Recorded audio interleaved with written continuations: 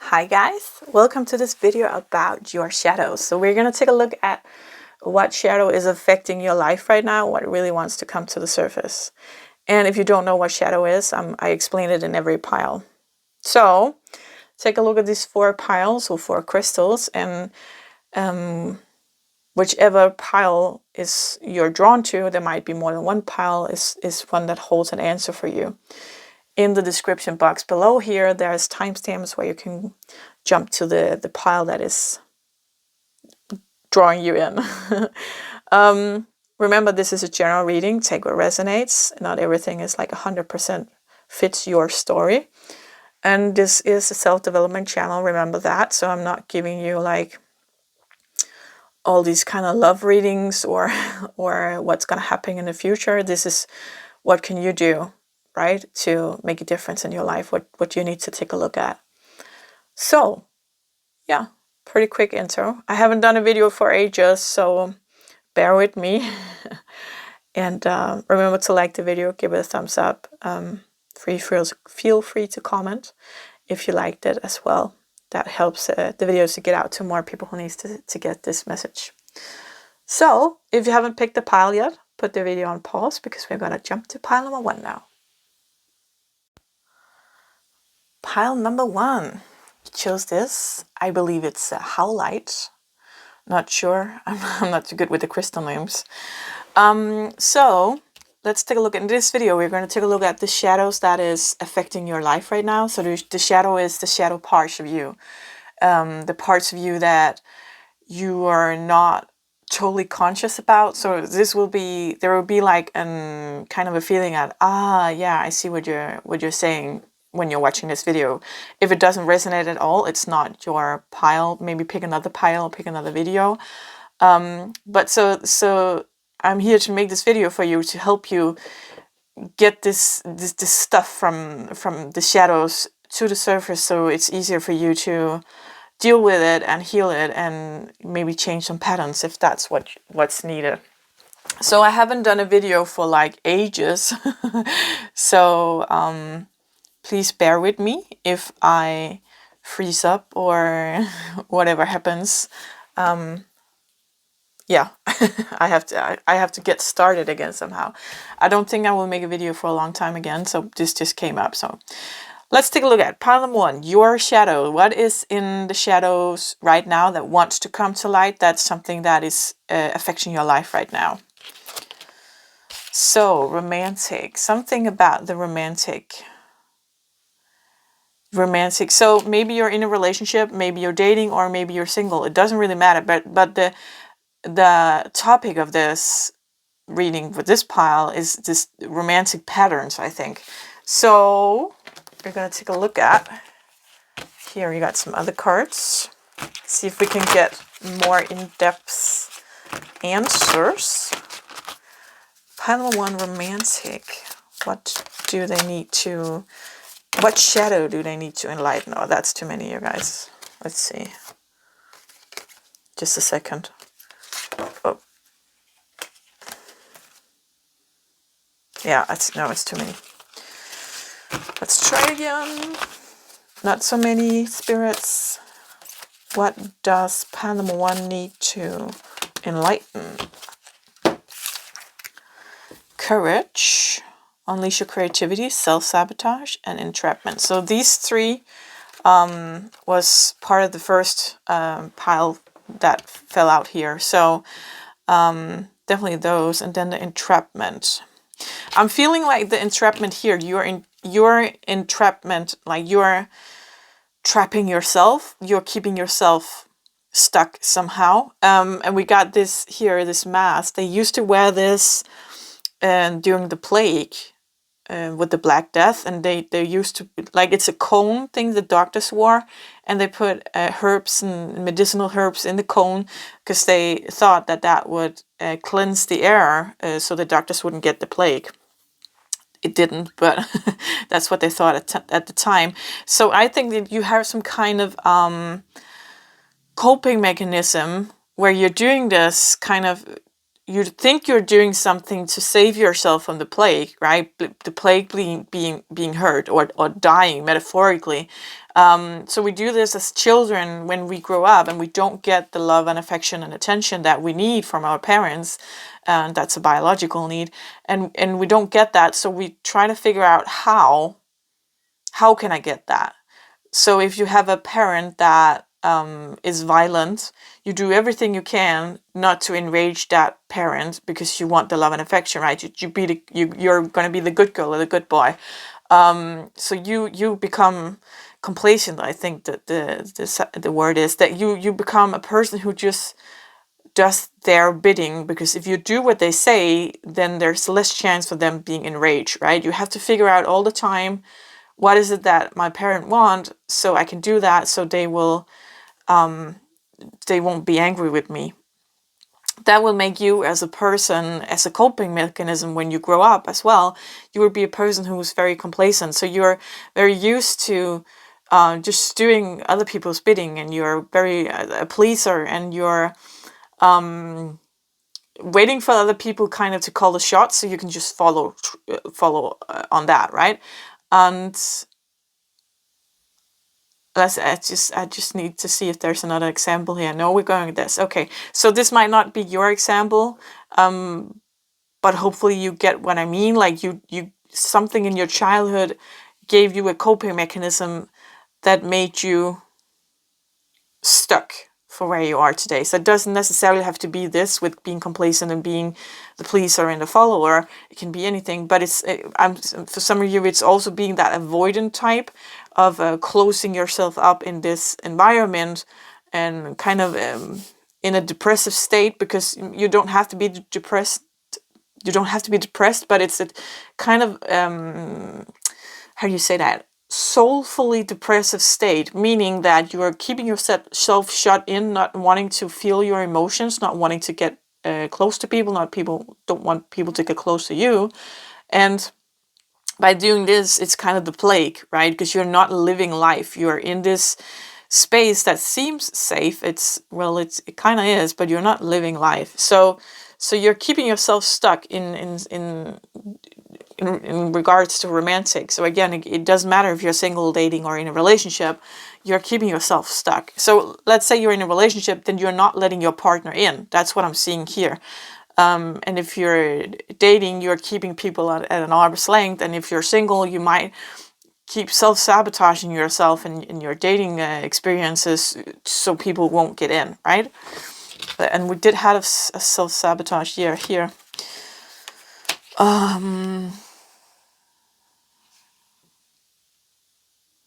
So you see she's holding a candle here that's blown out, right? It's kind of like she blows out her own candle. And the owl is for wisdom, and it's out there, it's up in the air, it's spreading its wings, looking down. So there's these skeletons in the closet keeping her stuck, right? Holding her back. And it's kind of those skeletons blowing out the candle. So there's something here that you can change, but it's kind of like you're not aware of it. It's the shadow side, right? It's a coping mechanism that you created, and you're not aware of you doing it, kind of. And it feels like a circle, like stuck in a circle where you're kind of like, why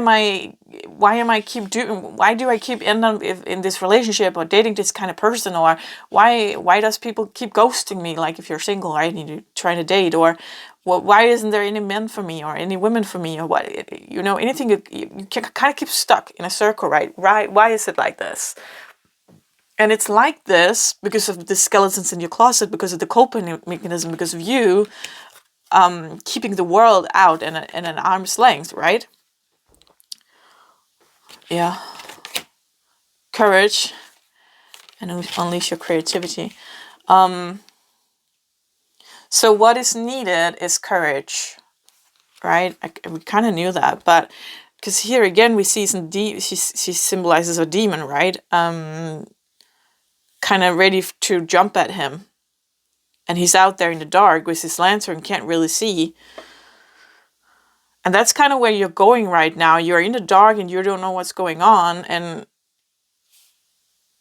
it got like, yeah, so you're watching this video and saying, yeah, that resonates, that makes sense, but what am I supposed to do? What's going on here? And that's the thing, because this is how do you say that? What's the word? it's a general reading, right? It's for a lot of people, so I can't be like specific on your problem, but I hope I can give you an answer anyway. So you're definitely around in the dark. Oh, I love this card.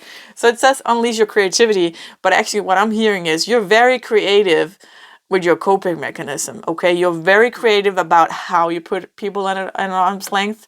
You're very creative with excuses of not letting people in. Like they're not good for me, or they're toxic, or they might be, and of course if they're toxic it's not good for you and you shouldn't let them in. But also there's something about being attracted to the same kind of personality or type, same kind of type of romantic partners, because that's what you know. And it's kind of that safe space. You know what you get, you don't know what you don't get, right? People stay in relationships because you don't know what's out there, but you know you got. You know you got this partner, you know it's not satisfying, you know it's not enough. Or maybe even that it's toxic, but you don't know what you're going to get. So you don't know if you're going to stay single forever, if you get out of this, or if there's even somebody who's better than this. So why not just stay here, right? And that's not the right way to do it. And I kind of think like maybe if you're that single person, you could be that, like, it's better to stay single. No, there's no right person for me, or I only attract this toxic kind of people or whatever. And in that case, yeah, it would be better to stay single, to figure out what's going on. Why are you attracted to? Because it's not true that you only attract toxic people. We attract all kinds of people. But it's who we are attracted to, right? So you might only be attracted. So there might be these secure people out there that's balanced, that is attracted to you, but they're not necessarily letting you know. Okay? Just saying that. So it's not necessarily true that we only attract one kind of person or type. It's true that we are attracted to a type. So I like that this robot here she built, it's bigger than her, right? You're building big excuses, and you got the hat with the goggles on, you got all the tools for the good excuses, right? You're very creative with that. Let's see what else we got. More from this. Just a second, you guys, I have to feel this. I have to feel it. What do we say here?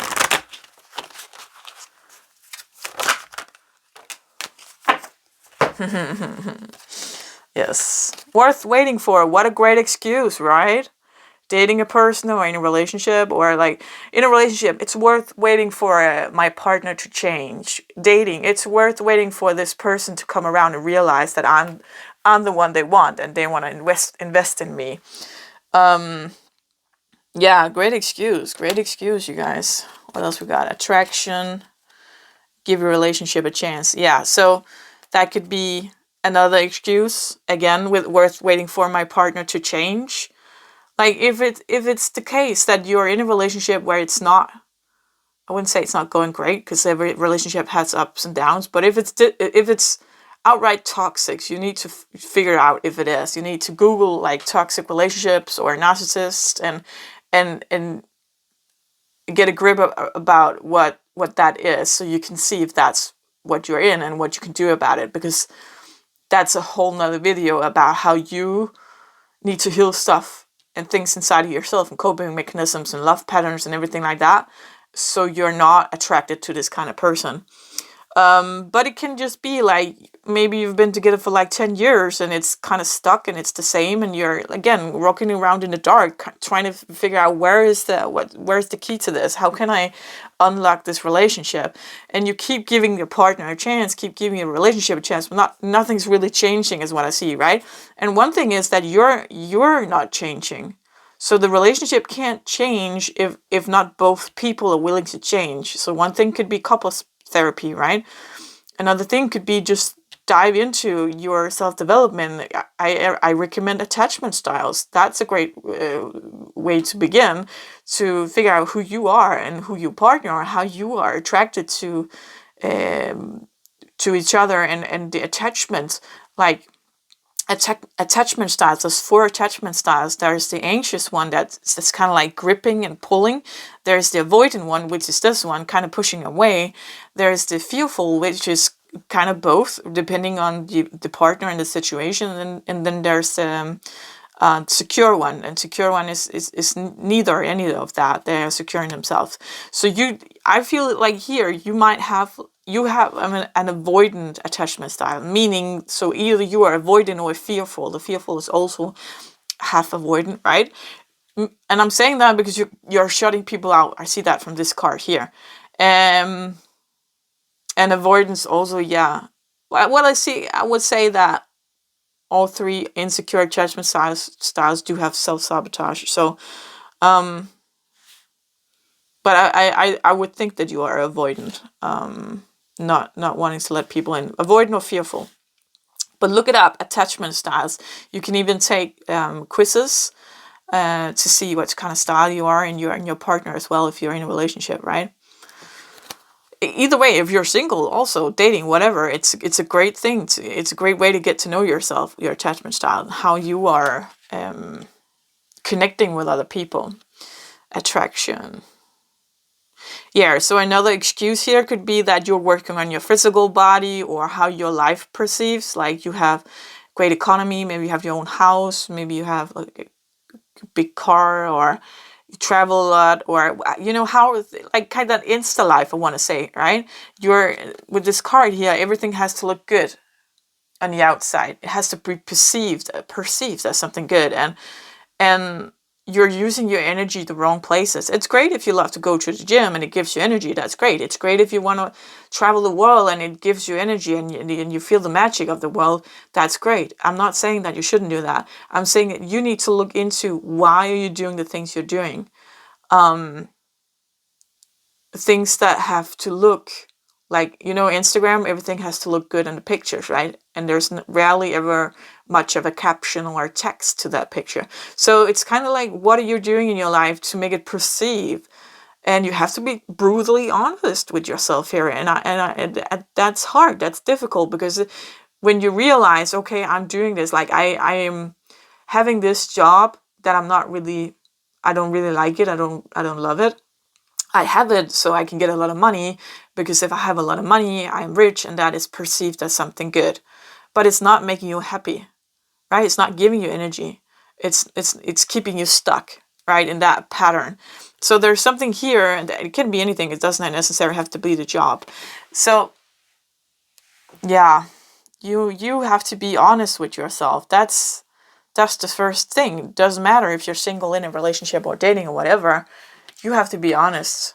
What are you? How would you like to be perceived by the world? Actually, I would say that, like, pause this video and go get pen and paper and then write down. I mean this. Pause this video when I'm done saying this. Go find pen and paper and write down, how do I want to be perceived by the world? Like, how do you want people to see you? Maybe you want them to see you as courageous, like you're traveling the world alone, maybe, and you're going to all these crazy places. Maybe you want the world to see you as courageous. Maybe you want your world to see you as creative, or as romantic, or as attractive. How do you want other people to see you? So go do that. Find pen and paper and pause the video now.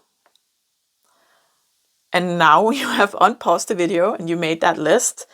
And then you could take a look at why. Why do I need people to see me this way? Why do I need people to see me as courageous? Is it because I don't feel courageous and I need someone to say that? Or maybe you've been through a lot in your life, right? And you don't necessarily feel courageous, but you see that on paper it is a lot you've been through, and you have been courageous. You just need people to acknowledge that. Or you need people to acknowledge that you are a creative person creating things. There's something inside of you that needs to be acknowledged. And the way to do that is kind of like making it bigger, right? Putting a loop onto it. Like, how do I, if I want people to see me as courageous, what can I do? Let's go travel the world. This is subconscious. You haven't it's not like you've been sitting down thinking about how can I, no. It's subconscious, okay? This is in the shadow, it needs to come out. So whatever is on your list is something you need for people to acknowledge. And take a look at where in your life didn't that get acknowledged. Like when you were growing up, maybe you are a brave kid because you had an angry dad or angry mom, right? And you learned to adapt. So it's brave to live in a household like that. It is. And so there's bravery inside of you, but you need other people to acknowledge it as well. And I think we need other people to acknowledge parts of us that we don't acknowledge ourselves. Because say you grew up in that family home with a lot of anger and you were really brave. To you, it wasn't bravery. To you, it was just survival, right? So you're not giving yourself credit for being brave, right? You're not giving yourself credit for being creative, because being creative about your coping mechanism isn't the only thing you're creative about. That means you are good at problem solving, right? You're good at, okay, what can we do to not get hurt? We need to create an excuse. and you use that in other parts of your life as well. And every coin has a flip side, right? There's two sides to every coin. So it can be a good thing and it can be a bad thing. Yeah? So take a look at the list and go through why. What is it that I need to have other people acknowledging me? Where does this come from in my childhood? Most likely, maybe later in life as well.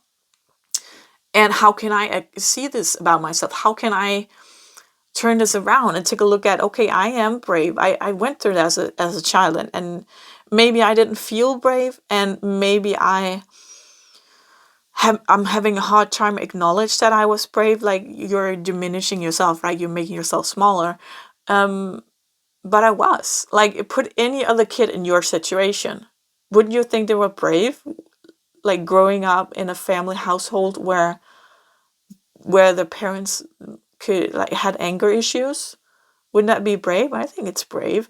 And it makes sense if that's your childhood, that you've became really creative.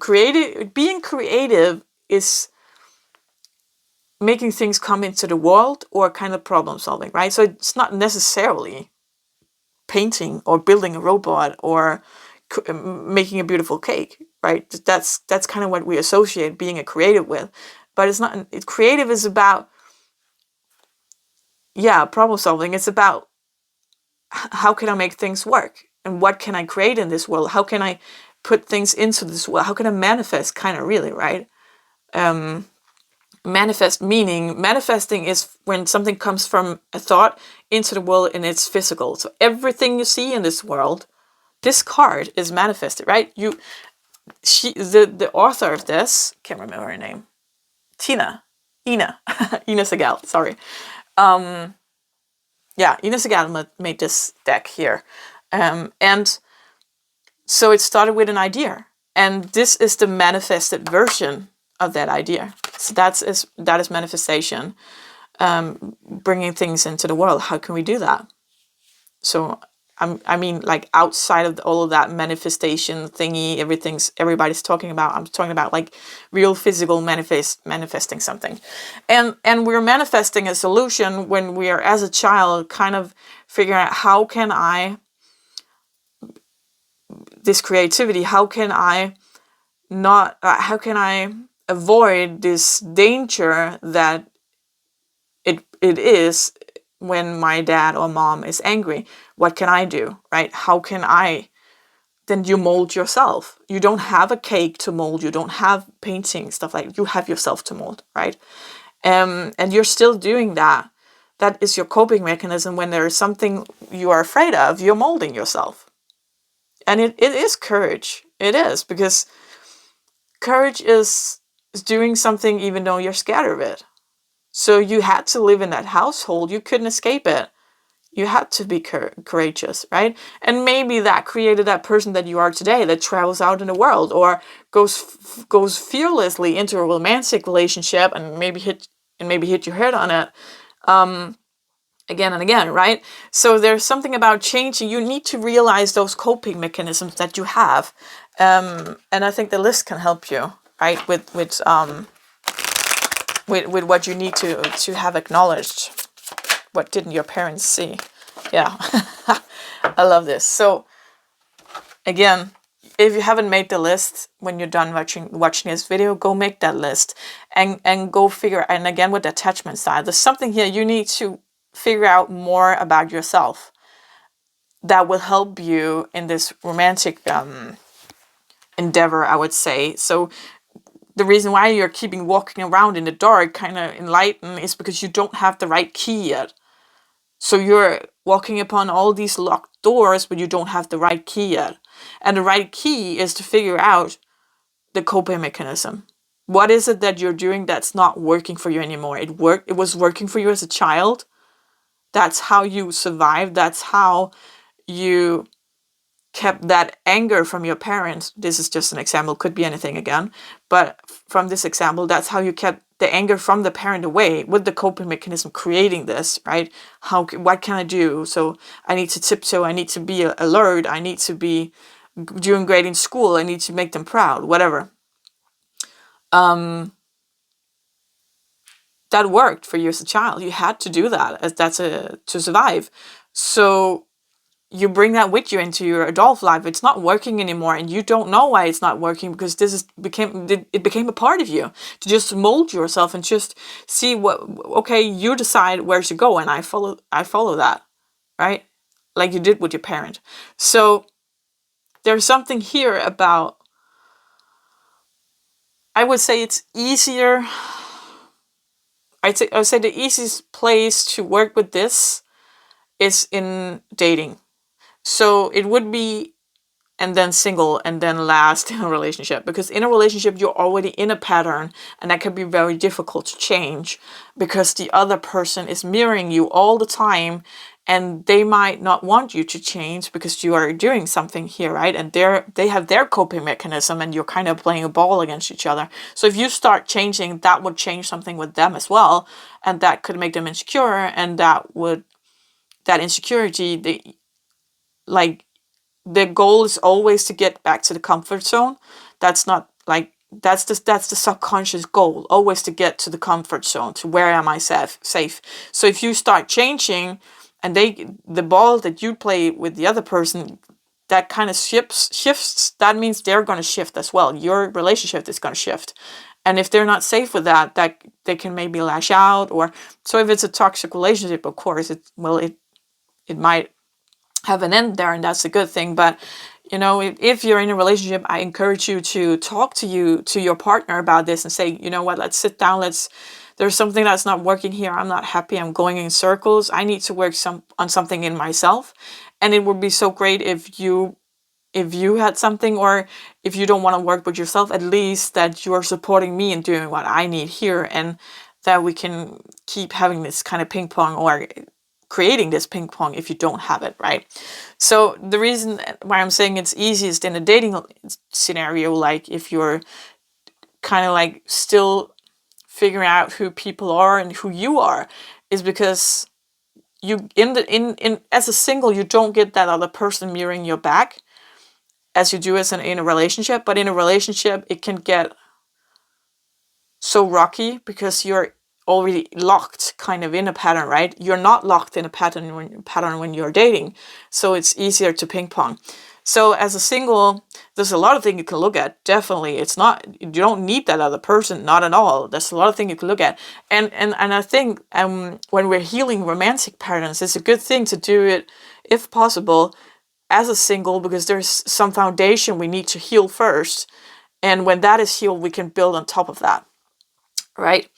And at any given point, you would get into dating and get this other person that would ping pong you back. So it's not, it's a good thing to be single. It's not that.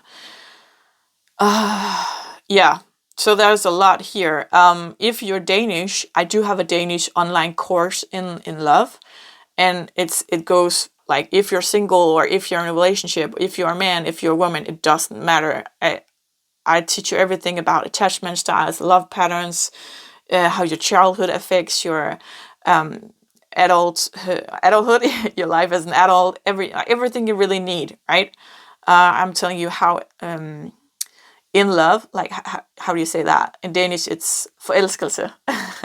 We have a word like, yeah, it's in love, but not love, right? It's in love. It's the stage before, kind of, or you can say it's simultaneously it's love. Doesn't matter. Like there's a lot really. And I can recommend that. So I'm gonna link that in the description box below, and you go check that out if you're Danish.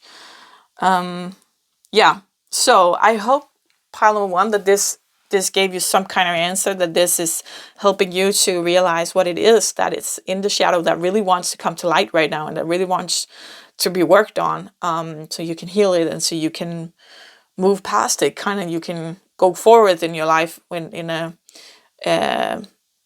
better place. Yeah. So that's what you get from me.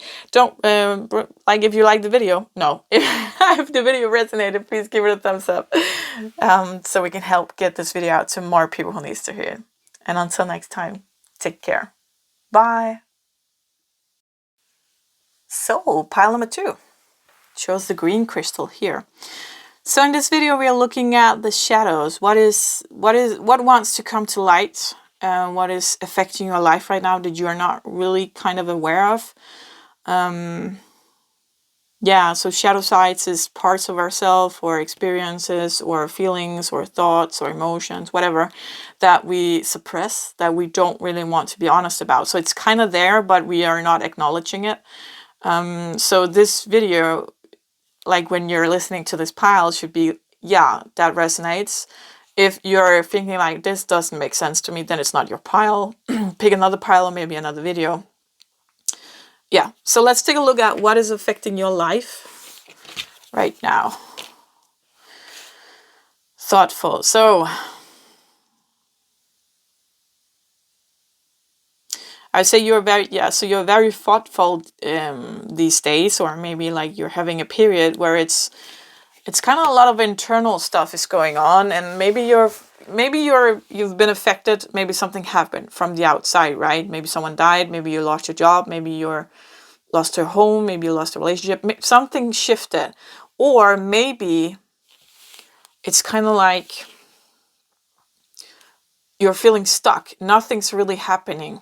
Why is that? Right? Kind of like going around in your head, trying to figure things out. So there's something here that is where you're thinking a lot about. It can be one thing, but it can be like life in general. Like what am I supposed to do with life? Why am I here? Where am I supposed to go? Like, what is this about my past? Why can't I let it go? Like, whatever, right? There's something kind of on repeat, or something that makes your world very internal right now.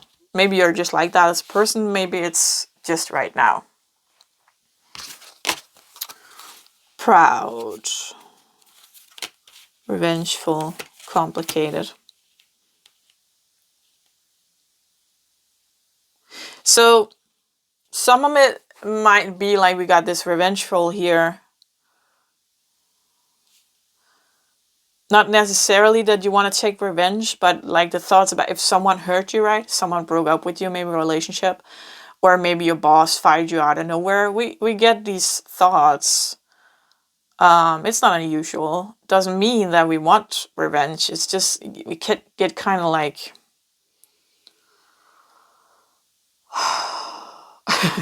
yeah, right. You know what I'm saying. I'm feeling here. There's three scenarios. Three scenarios. Pardon my English. I haven't been speaking English for a long time. So one scenario is like the thoughts is going around your head, but kind of revengeful, or kind of like anger, and kind of like you did me wrong, right? Leaning against victim mentality, but still not. It's kind of like, okay, I'm sorry, I'm saying kind of like all the time. It's let's do this first. If you're this, I'm going to do the two other scenarios in a minute, but if you're this here scenario with the revengeful one, it's not necessarily revengeful, but it's that kind of, you're angry and you wanted to reciprocate, but you're not that kind of person, so you're not doing it. But, it's not like, maybe there was a fleeting thought about slicing someone's tire or whatever, like, but you're not doing it, and it's not necessarily because you want to have those thoughts, but they're there because you were hurt, right? So this revengeful card is representing you kind of standing up for yourself, saying that's just not okay. You finding me out of nowhere, or you leaving me without an explanation, or someone ghosting you, or what else? If it's you, right? You know the situation, and you're just mad, and it's okay to be mad. But there's something here about letting go, right? It shouldn't be in your head that much. It's kind of like they're saying, if this is you, yeah, they did you wrong. You're right. Now let it go. And I know that's easier said than done. If you're having a hard time letting go, I recommend you look at your childhood and try to look at, if you're taking this situation, ask yourself, where have I experienced this before? And even more important, where is the first time I experienced this? Or where's the first time I experienced being ghosted? So not necessarily, like, example, my dad left me when I was an infant, and he didn't contact me again until I was 15. That's ghosting, right? We don't think about it like that. You just think about, oh, my dad walked out on me. But it's ghosting, right? So ghosting in general is hurtful, and it's doing things to your mind, where that, yeah, I don't know the name of that part of the brain, but like, where'd you say that? How'd you say that? I need to Google just a second. Okay, reptilian brain. I don't know if that's like the accurate, maybe that's just Google Translate, but the part of the brain that is very, very basic, right? And the reason why ghosting hurts is because that part of the brain is, the biggest fear is to be shut down from your tribe. And so ghosting is pushing someone out from the tribe, right? So it doesn't really matter that you have other people as well. Someone from your tribe ghosted you. And it doesn't even have to be, like, if you're being ghosted by a lot of people, like on a dating app, that's the equivalent to a lot of people in your tribe, even though you don't know them that well. A lot of people in your tribe is pushing you out. Something's wrong with you. You have to adapt. So there is something in the reptilian brain, that very basic part of the brain, that reacts when we're getting ghosted, and it lights up the same parts of the brain as where we get physically hurt, right? So it's totally okay to be hurt by someone ghosting you. It's natural, actually. But there's something here about going in circles, is what I'm thinking, and what I'm feeling.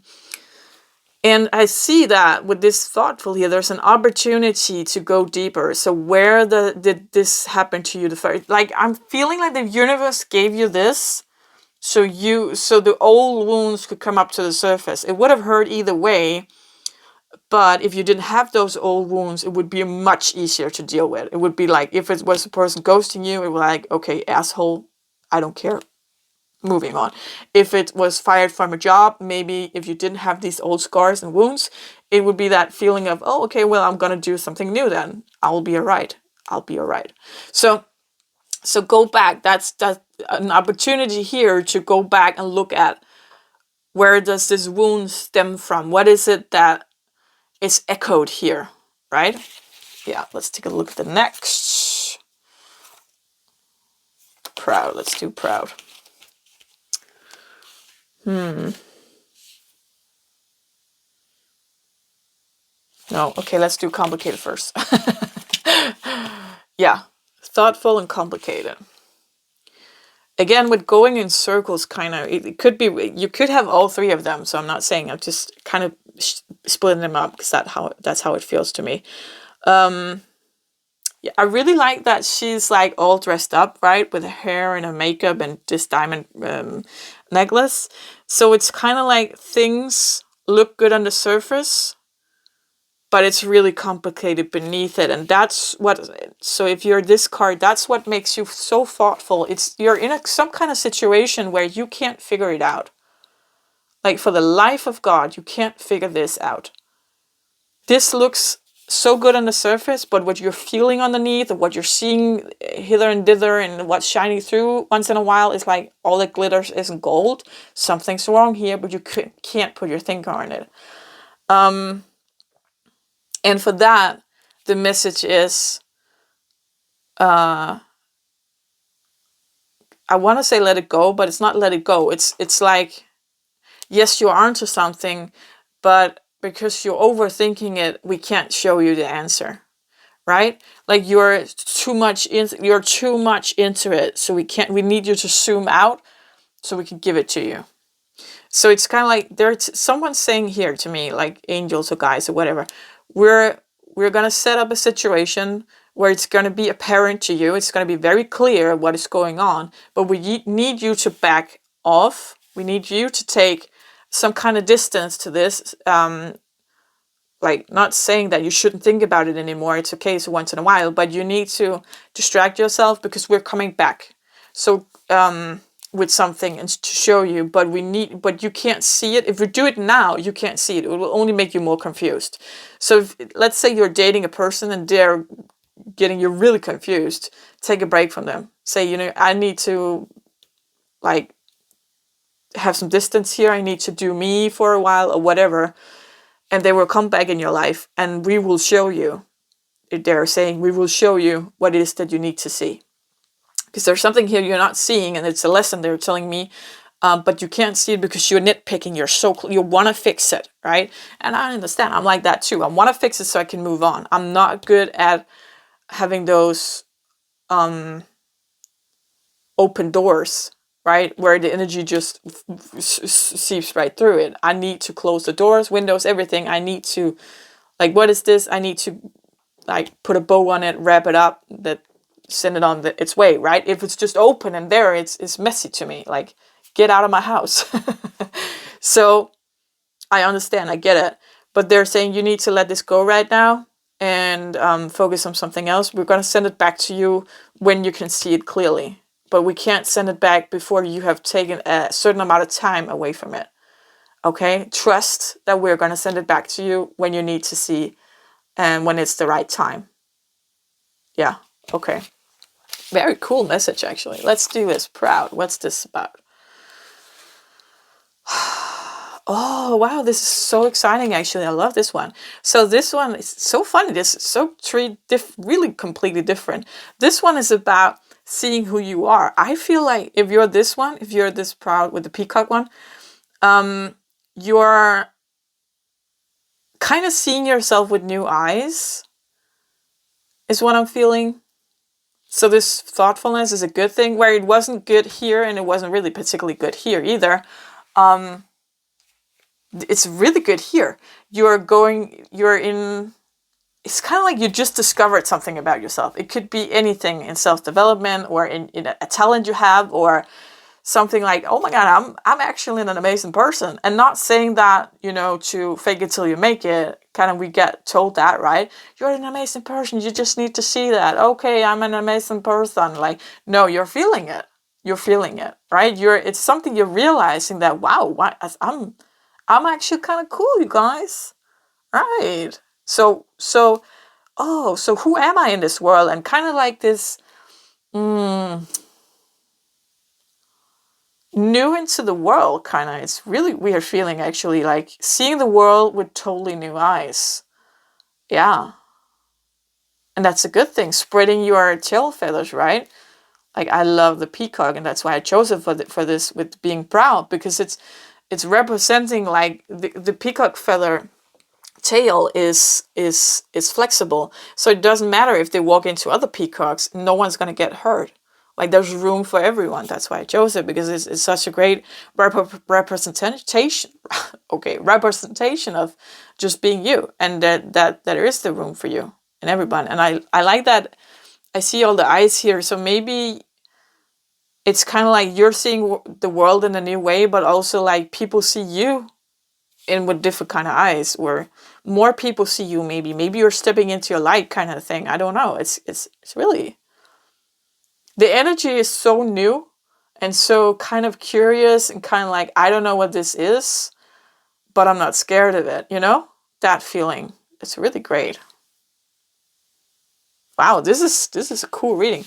Let's see if we got like, this is 3 different kind of piles within a pile. That's pretty yeah, that's pretty fun. But I want to see if there's maybe like a message for the 3 piles together here. Let's see. Do we need this?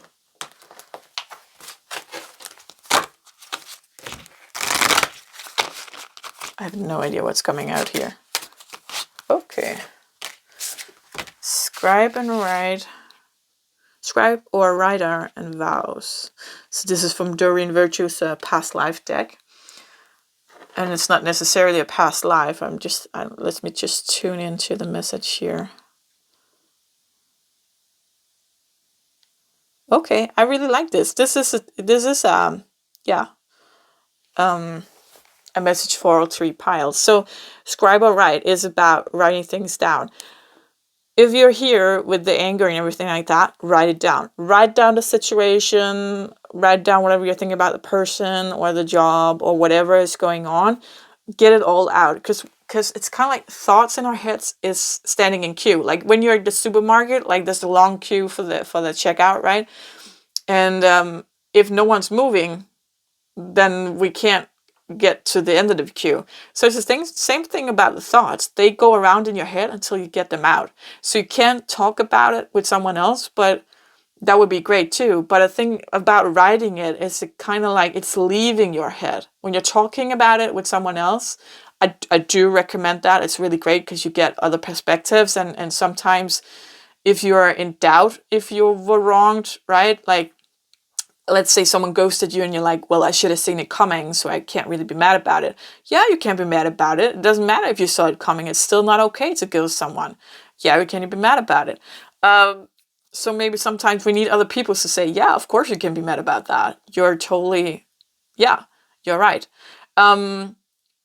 So we're getting kind of a different kind of view, and that's a good thing. But when we're writing things down, we're getting them out. I think that mind has some kind of way of holding things because we have to remember it, right?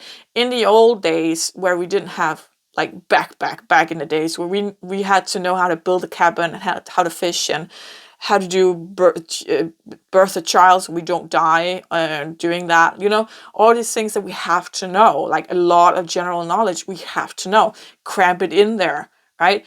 And now we're living in an age where we don't have to know things, we could just look it up. But that brain is still developed in that way. It's still stuck in that old fashioned, and I think that's a good thing because we still do need general knowledge. But it's still running on that old way of keeping things in. And when we write it down, we don't have to keep it in because we have something to look up. Do you know what I'm saying? So like Google things, but if we write down our thoughts, it's kind of like if we keep replaying this so we don't forget what happened to us.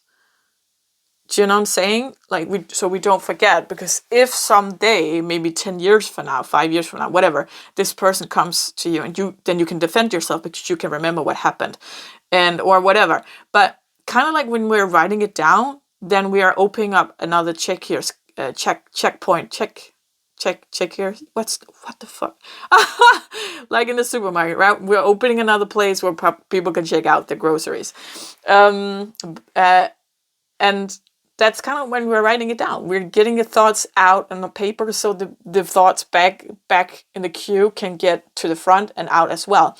And when we do that, I am so surprised that every time I write things down, I realize what comes after that I couldn't see because I could only see the maybe 4 or 5 front people, right? People from the cashier. And so I couldn't see how long the queue really was or what's down there, right? Until until it's their turn. So if you're in the state, write it down. Write it down. Yeah. Again, it's actually the same with the complicated. If you're in the situation with the complicated person or situation or whatever it is, write it down. Write everything down. It doesn't have to make sense. Like if you're this one, write it down chronologically. If it's a situation or something with a person, try to write it down chronologically, because that you're gonna want to have it all out like that, right? If it is a chronological situation, if it's over time, right? If it's just one thing, you get fired, that's okay. Like you can write like 15 times, 50 times, 100 times. I got fired. I'm resentful for that. To get it out. That's totally fine. Complicated. So with this one, it's not so important that it's chronological or it's just get it out. Just get it out of your head. So you can take some distance and not think about it. So you can always go back and look it up if you're, oh, what was that? Oh yeah, that's right. That was the situation. Yeah, and if you're this proud pile, the peacock pile, the writing is about you. It's about, who am I? What do I like? Who am I in this new kind of me, in this new kind of world? How do I see the world? Write everything down. Get it out. Be curious, and be curious about your thoughts and your feelings and everything like that. Yeah. Wow, great. Let's see, what's this about the vows? Oh, that's for every pile here. You need to vow to yourself to do you. Do you. I know this is such cliche, but you're the main character of your life, right? You need to do you. So if something is complicating and a person is giving mixed signals, leave it. You need to do you. If someone did you wrong, yeah, it's good to be angry. That's fine. You can totally be that. But you do you. Like, figure out what wound is this. What is this old wound that's being ignited by this other person? Separate it, right? Separate it from the other person. It's okay to keep them at a distance. Say, I don't want you in my life and you're doing that to me. And then go look in. You do you, right? What's this wound inside of me? And I think if you're the peacock, you're already doing you. Yeah. And if you're the peacock, it's okay to get lost in the world, I'm hearing. It's totally okay. Everything is kind of new. Such a different energy from the two others is great. And it's okay that you get lost in your own thoughts and feelings, and maybe sometimes it gets a little, what's this? I don't understand. And maybe sometimes old patterns or something comes up and it's not really a match anymore, but you're not sure what to do, that because you're always used to doing something else. So it might be a little like unstable kind of feeling, and it's okay. Just vow to yourself that you are the main person of the main characters of your life, right? You do you. Wow. Great reading, you guys. So I hope you can use that. If it resonated, please give the video a thumbs up so we get out to more people who needs to hear this. And until next time, take care. Bye. Pile number 3 chose this opal, maybe? I'm not sure. I'm not good with crystal names. I just talk to them. So let's take a look at it. So shadows is what is suppressed. Something it's kind of, you're not, how do you say that?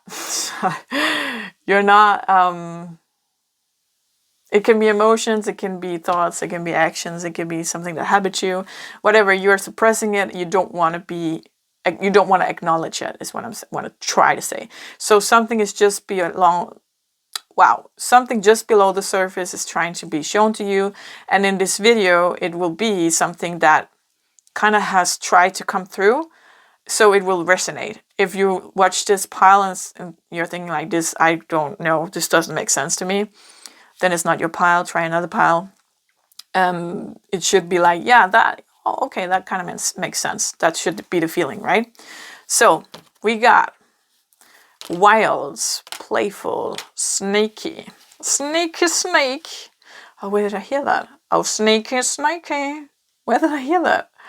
Is it maybe on Instagram, like a video or whatever, like sound to videos? Being snaky snaky. Anyhow.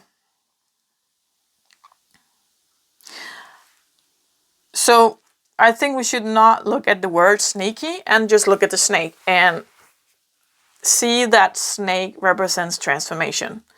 Because something here with the wild, I'm feeling being set free, and actually with the playful as well. This is both cards of being set free. So very interesting actually, because this is a shadow. Something wants to be set free. Something wants to be transformed. And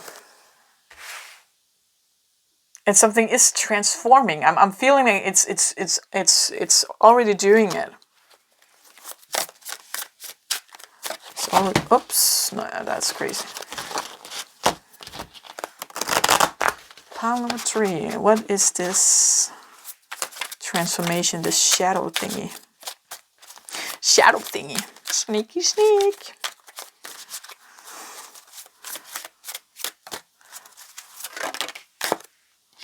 Strength. A snake again? Oh, you guys. Total transformation here. Strength. This is crazy. This is crazy. I need to know. What cards do I need to see here? It's kind of like, yeah. Really such an exciting feeling, really. What is going on here? Okay, I need to pause this video. Okay, there we go. Just have to have some more cards. Transformation. Setting something free. It's been a long way coming, is what I'm hearing. Cat and owl. Be relaxed and independent. Listen to the message of the angels. So I'm feeling there's something keeping you trapped. It can be a relationship. It can be a work. It can be where you live. It can be thought patterns. It can be coping mechanisms. It can be like a lot of things, right? But I'm thinking with the cat, to be independent could definitely be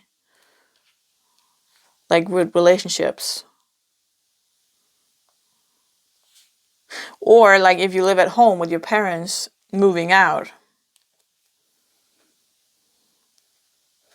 It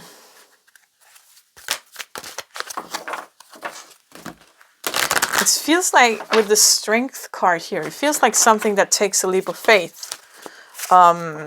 So example from my own life is when I was 23, I decided I wanted to go travel. And I had been really sick with PTSD. I still have PTSD with that. I had really crippling PTSD in my late teens.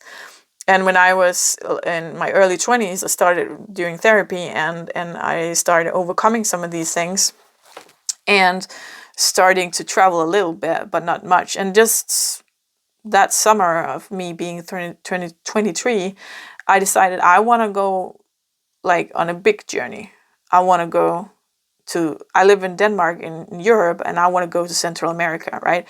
I want to travel Central and South America. That was the plan for 8 months. Yeah, and I planned that. And I did plan to do it with a friend, but she got sick and had to be hospitalized. So I tried to see if I could find someone else, and if I couldn't, I would just go on my own.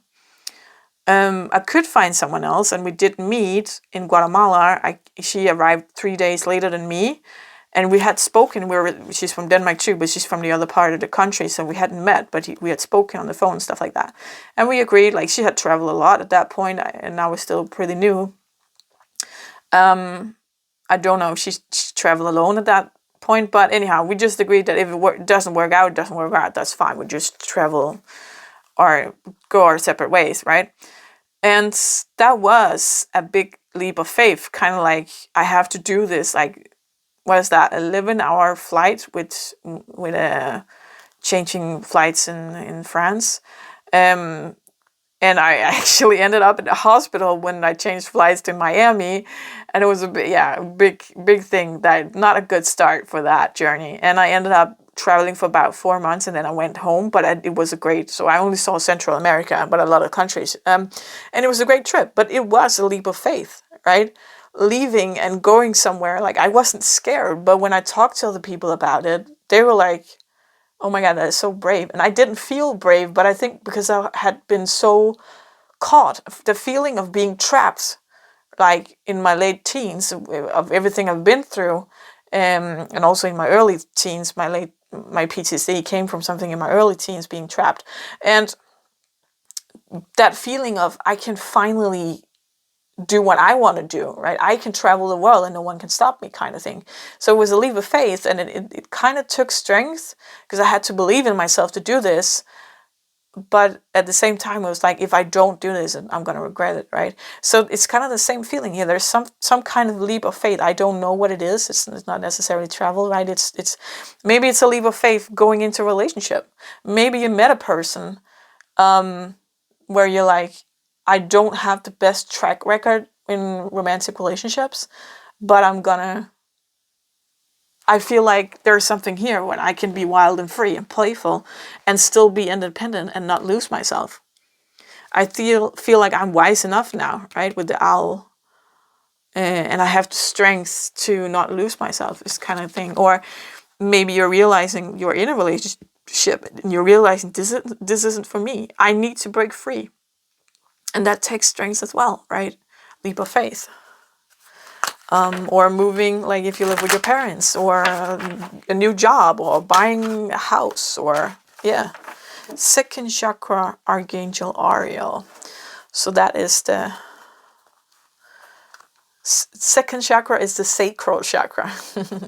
So we have that's typically shown as orange.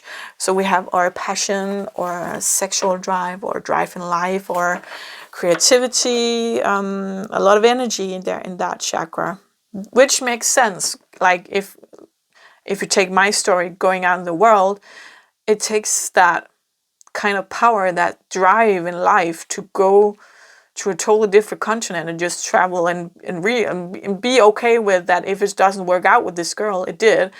But if it doesn't work out with this girl, I'm going to travel on my own. And we did at one point early on, we did split up actually in Guatemala because he wanted to see something else and I wanted to go to Tikal. So we split up and in a week and we met back in the Antigua, the city is called, where we in the south of Guatemala, and that was fine. So we travel a bit on our own as well. Anyhow, so whatever it's kind of like I don't know why this is a shadow, because it doesn't feel like a shadow, or maybe it's a shadow because you want to do this, but you're suppressing it because you're scared or something. Maybe, right? But I'm loving these cards. It's this great energy, and it's funny. So it's such a different message from the other piles. So you have this side of you that's wild and playful and want to come out of play. So maybe right now in your life you have to be serious. Like if you live with your parents, for example, you have to obey their rules, right? Or if you live with another partner or a roommate, it's kind of like, yeah, you can't just mess up the kitchen, right? If you live alone, that's another story. But there's something here, some parts of you, that wild and playful side, that's being suppressed, and it's calling out for transformation. We see here I kind of feel like the heart chakra, and that would in this case be the sacral chakra, because in between I think there would be a solar plexus chakra here. But yeah, kind of got the sun and the moon. And an orb again here. Orb and orb and orb, right? Orb. I love this. Faith in the process. This is just, yeah, you guys. If you don't know what this is, it's because it's so suppressed. Like you are really suppressing it. Then you need to do like meditations, or maybe go to a healer, or get something to get locked up. Like if this doesn't resonate at all, like you're saying, no, this doesn't, no, you should already be clicked off, really. But if just a little part of you is resonating, you're kind of like, there's something here. I'm not feeling it, but I'm something here. I'm still not clicked off this video. It's because it's so suppressed that you need help to get it up to the surface. But I think for most of you, there is something, because this wild and playfulness feeling is pulling. This is an expansive, really expansive energy. Also because we got the sacral chakra, which is just bursting energy. Sacral chakra is the most driven energy we got of the chakras, right? It's so forward moving, really. And these two here, like, with her hair taking up a lot of space, and this girl taking up a lot of space. And we got two nocturnal animals, actually, because the cat is also nocturnal. I didn't realize that. And that could be talk to being suppressed, like really in the shadows, in the dark. But we see with the light here, something is definitely coming to light. So if you're not feeling it, you're not sure what it is, maybe it's coming these days. Maybe before you go to bed, do that. Tell your dear angels and guides, thank you for helping me, showing me what it is that is suppressed that needs to come to the surface. Show me in dreams, show me in signs, show me in music, whatever, and be open to what it is, and try to catch yourself in whatever feeling, when you have a feeling like, I don't want to change that. Because the thing is, I'm going to give you another example for my life. I was married and I was with my ex-husband for 8 years. And the last year of the time we were together, I kept getting this kind of like someone whispering in my ear, like, or, guides or angels were telling me, you have to leave your husband. And I was like, what? No, I didn't ask why. I was giving so many examples why I shouldn't leave him. Like, he's a great guy, and we really had a great relationship, but something was missing. I suppressed that, but something was missing. But I thought we had a great relationship, and we lived out in a farm, and that's the first place I ever felt like home. If I left him, I would I wouldn't have that home anymore either, because he bought the farm and I couldn't afford living there on my own. So there's all these kind of excuses to why I shouldn't leave him. And really what I should have been asking instead of excusing was, why?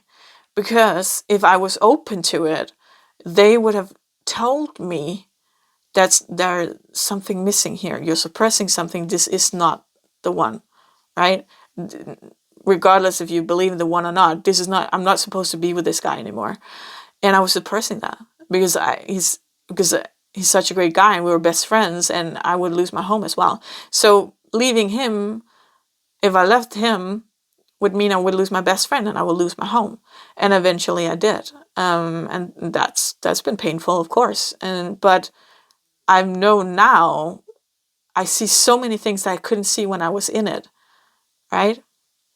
So, and I know that it was the right decision, 100%. So what I'm saying is that try to be aware of when you're making excuses. So kind of like when something is nudging you, this is what you should do. Like me leaving my husband, be aware of all the excuses that comes up. I'm doing this and this and this. No, because this and this and this. And like it came, for a whole year, this keep coming to me, like within months, like 2 months later, it came again. And the same response from me was no, I'm pushing it away. So suppressing it, right? So that's the way to recognize if you're suppressing something, is when you're being defensive, right? And coming up with all these why you shouldn't, instead of asking, why am I being told this? Why am I feeling this? So faith in the process and what is already with you. So I'm going to look past this here and just look at the imagery here, opening up, and the transformation of butterflies, and again, transformation of snake. Faith in the process. Like, you know what you got, you don't know what you're going to get, right? And that's the thing, one of the things also with my ex-husband, that I was settling without knowing I was settling, but it was still so good. I just didn't get everything I needed. And I think we do that a lot. We settle. But we gotta have faith in the process, because I was like, why would I leave him? Where would I go? I belong here, kind of. If I belong here, that means I belong with him, because he's the one who bought this place. Again, with the excuses, right, and defending. Instead of just, I don't know when I'm gonna go. I don't know. But, if I was true to myself, and when I finally was true to myself, and realizing this is not where I'm supposed to be, then I had no idea where I was going to go. But now I'm here in my apartment, right? And life goes on, kind of thing. This is the next step in the way, in the road. And it's the right step. So there's something here about letting loose and just, that leap of faith, really, and have faith in the process.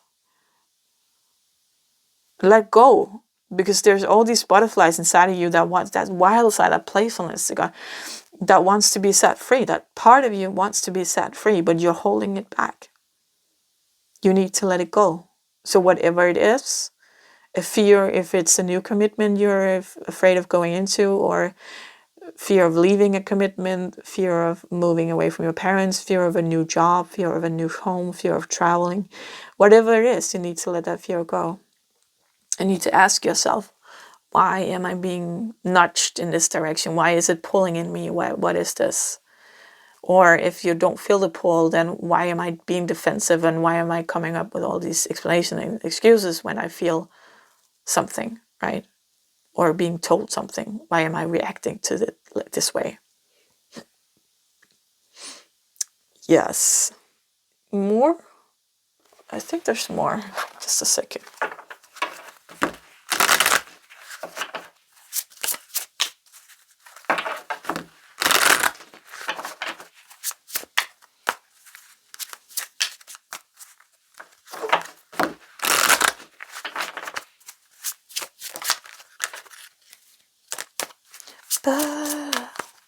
More. You guys, is there more or what? Okay, here we go. Just a second. I need to see if this deck wants to speak. Okay, not a quadrillion cards, you guys. Chill it. That's still a quadrillion cards. That's still... No, okay, we're just gonna say no. Okay, that's fine. We're gonna do this. Strength. Again. A snake again. More snakes, actually. 8 of Cups, leaving a situation. Having the strength to do this transformation, leaving a situation or a coping mechanism or relationship or a home or a job or whatever it is. 8 of Cups is leaving. Chariot, forward moving energy. Yeah, so when you left, it's gonna take off, right? And this chariot is as fast as shooting stars, so it might be a very fast forward moving energy. 4 of Pentacles, and it was upside down. So yeah, I love this. 4 of Pentacles is about hoarding the energy, like keeping it in, like no one is gonna take my money, right? And money for me is representing energy. So I'm keeping this in, and I'm not going anywhere, and I'm being protective.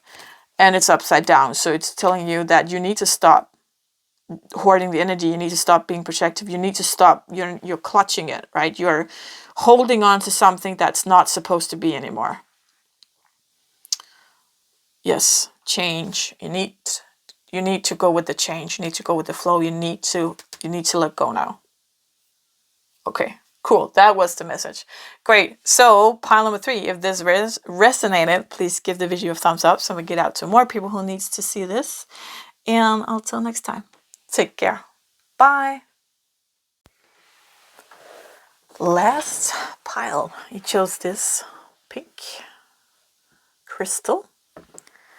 So we are taking a look at today in this reading the shadows that is affecting your life. So what is it? The shadow is parts of ourselves that we suppress. So it can be emotions, thoughts, coping mechanisms, things that happen to us, anything. So there's something here in the shadow that is affecting your life right now that wants to come to light and wants to come up to the surface, so you can look at it and you can heal it and you can process it.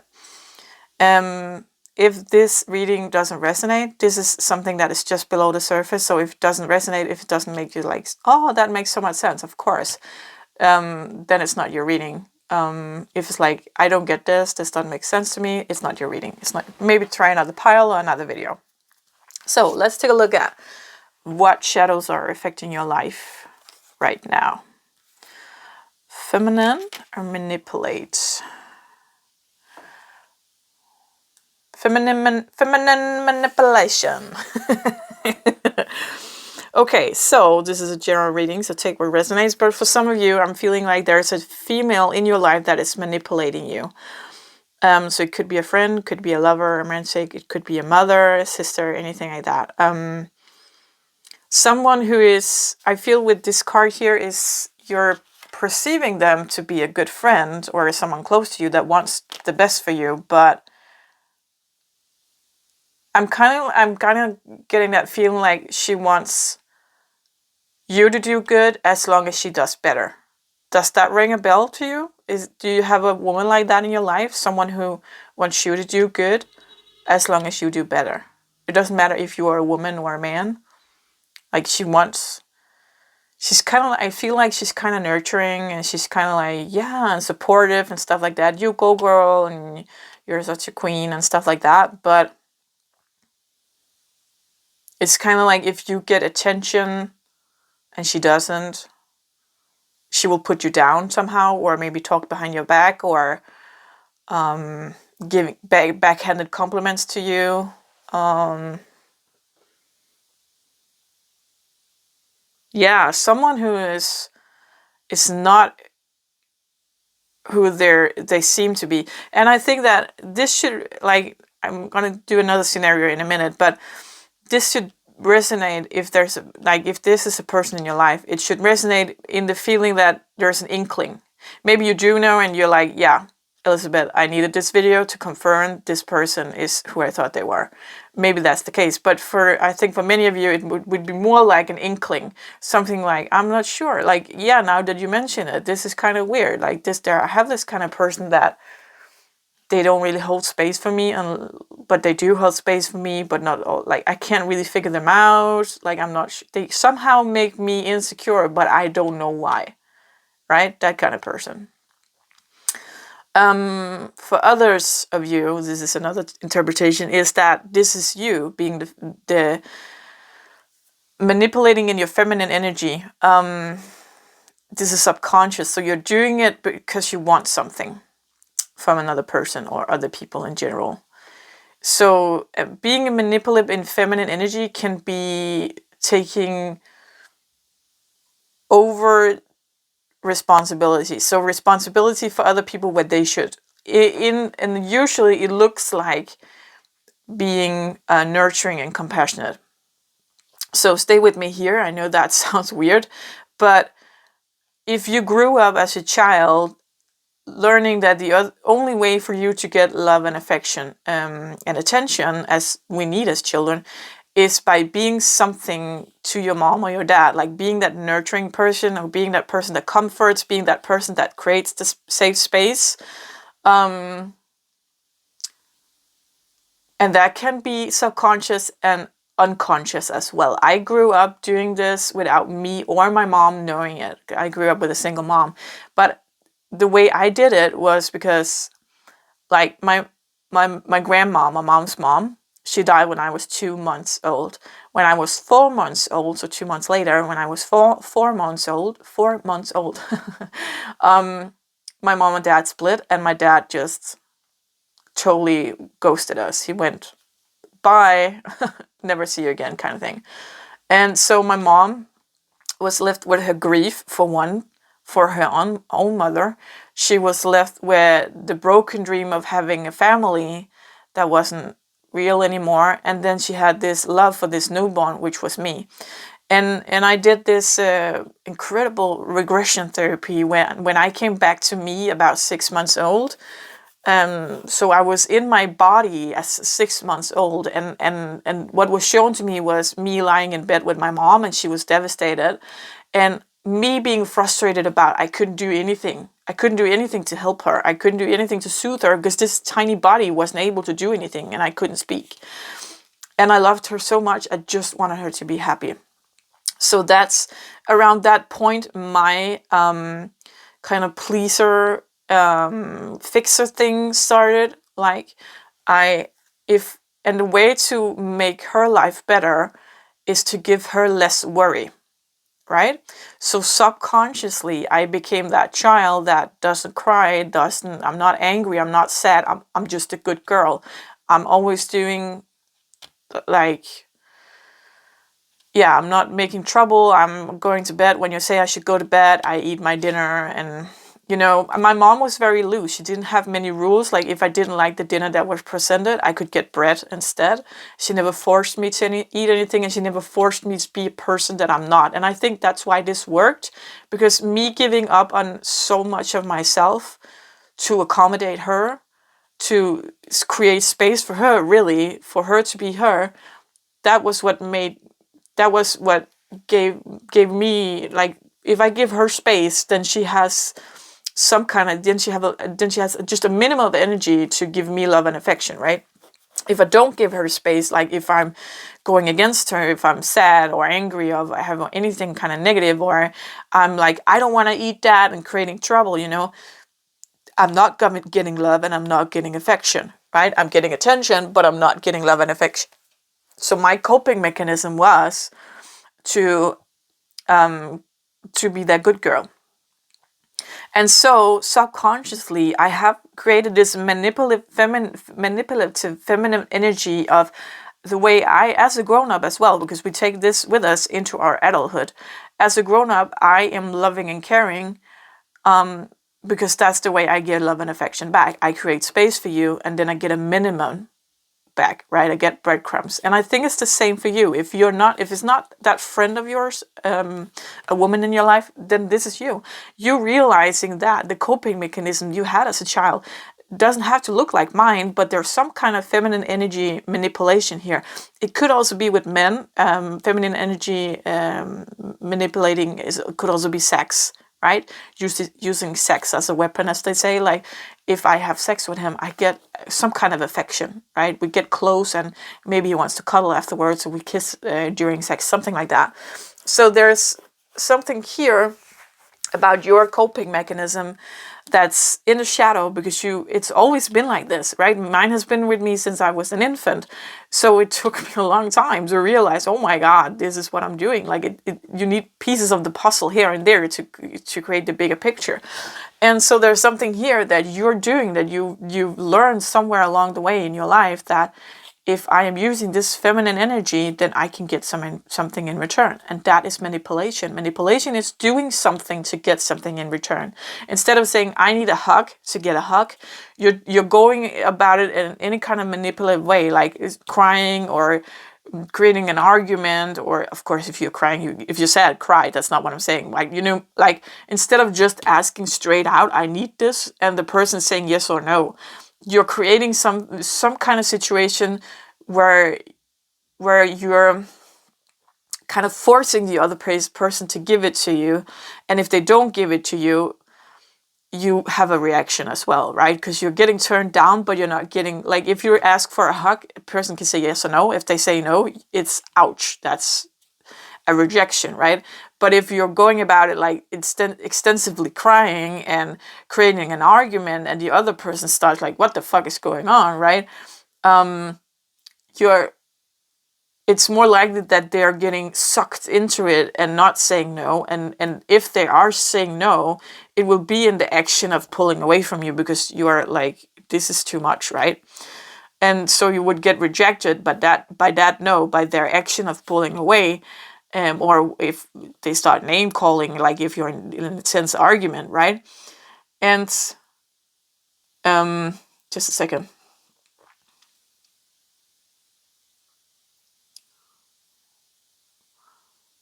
Yeah, so them pulling away, you getting that rejection. Like, you're not looking for that rejection, but somehow it's this is getting really deep. So we're getting in it's patterns. So as a child, you were rejected. We all are rejected at some point, but you were rejected like a lot. And the way you found out you were least rejected was using this feminine energy in a manipulative way. So me being least rejective is when I'm a good girl.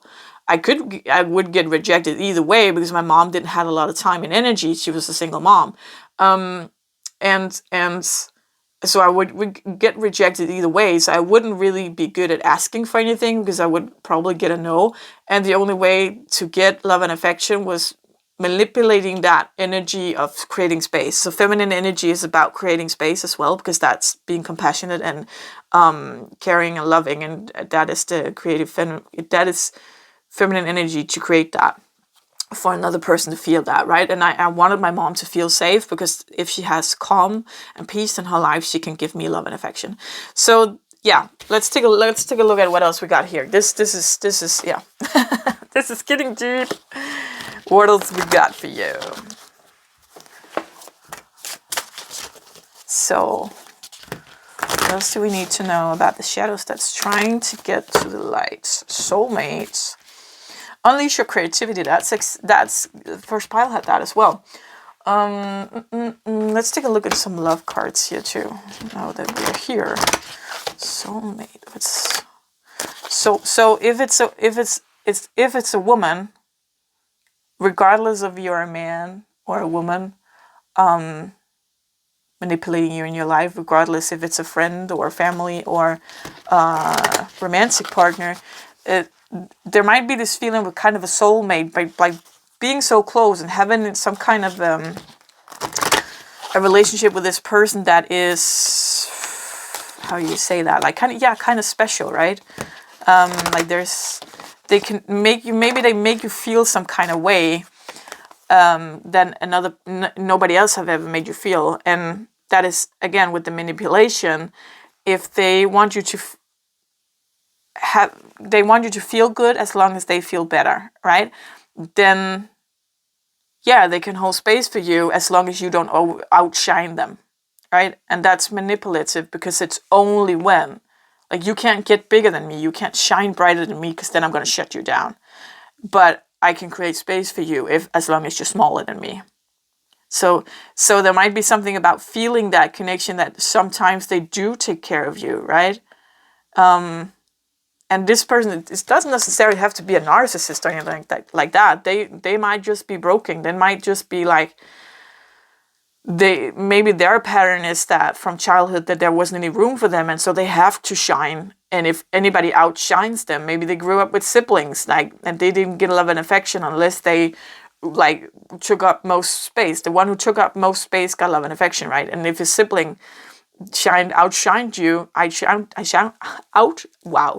outshine this person, this woman, then she's not getting love and affection. So this is coping mechanisms all the way through, right? You deserve love. Yeah.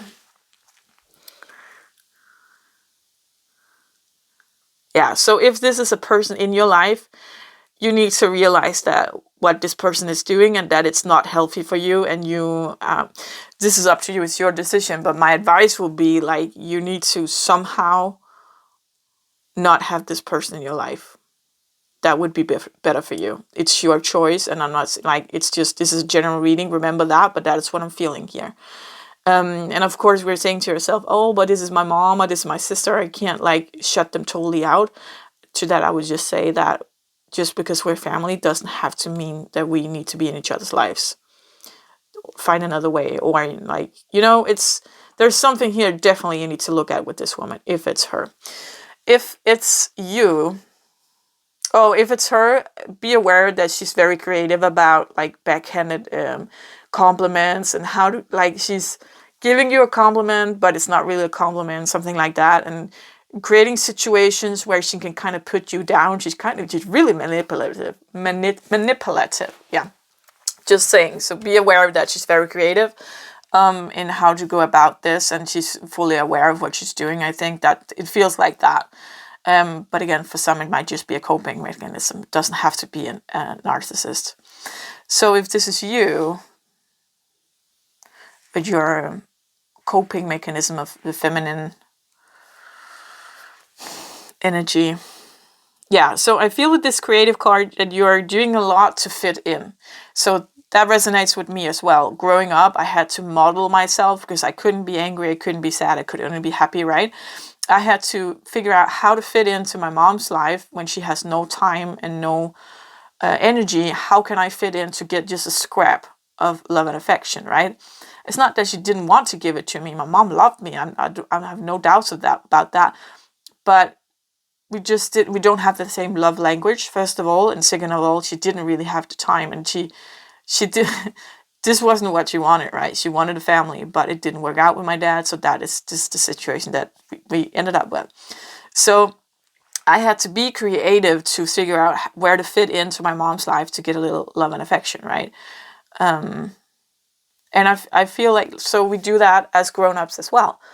We're creative about not necessarily changing ourselves. Some people do. You might be doing that. But kind of like, oh, you don't have time for me? Okay, I'll wait. Right? Oh, you're not answering me for 3 days. Oh, okay, you're probably busy. Making up excuses instead of saying, you're not answering me for 3 days, then you don't have any interest in me. Like saying dating, right? Or like, just give me a heads up. Like, someone reads your message, but they're not answering. Like, and then 3 days go by and you contact them like, hey, it's something else, and they're never really answering that. So maybe that might be, doesn't have to be toxic people. Maybe it's just people who generally doesn't have time in their life. Problem is, then that's not for you. You need someone who can show you interest because you grew up somewhere where you weren't shown interest because there wasn't time and energy for it, like in my case, right? So be aware that you might be drawn to, maybe you don't have this woman in your life, but you might be drawn to people like that. Not necessarily conscious about their manipulation, that's that word, but maybe also people who doesn't have time, and you being modeling yourself into like any kind of lump of lump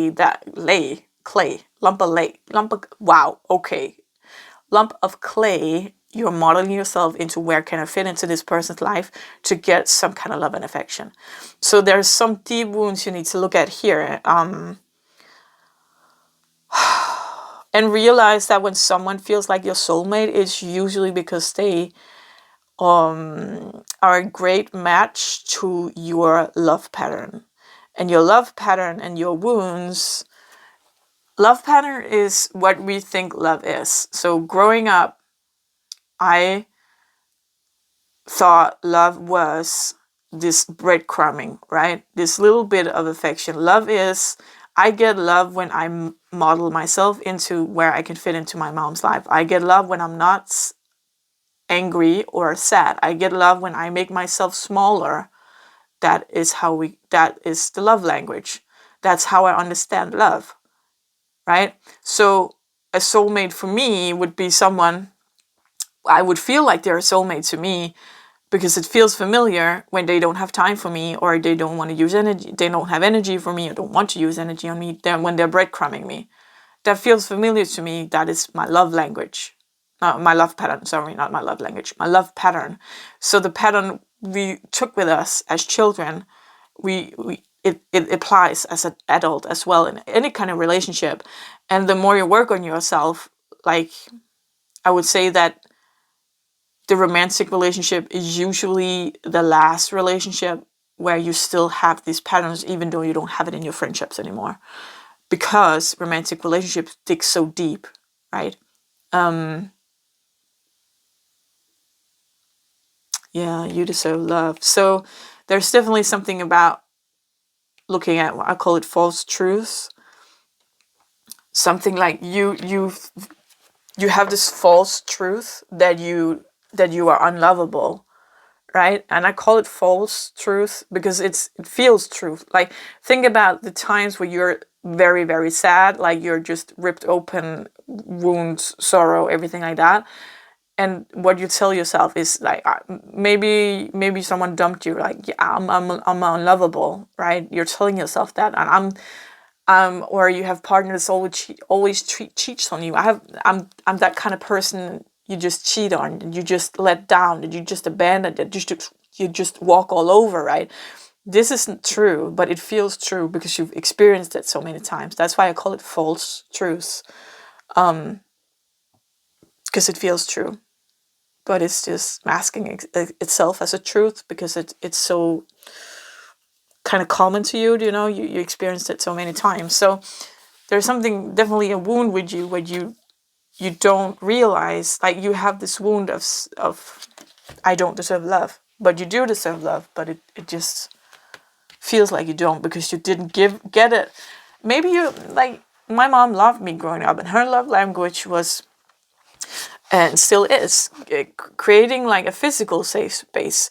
So she worked a lot, and she worked in another city, but she always like almost every evening cooked a hot meal. And if I didn't like it, I could get bread, that's fine. She made sure I had clothes, even though she didn't have any money. So I got some clothes from my cousin, and she bought it cheap or whatever. And I didn't really have much choice because she didn't have the money for that. But she made sure that there was a roof over her head, and kind of everything she did to create a safe home, right?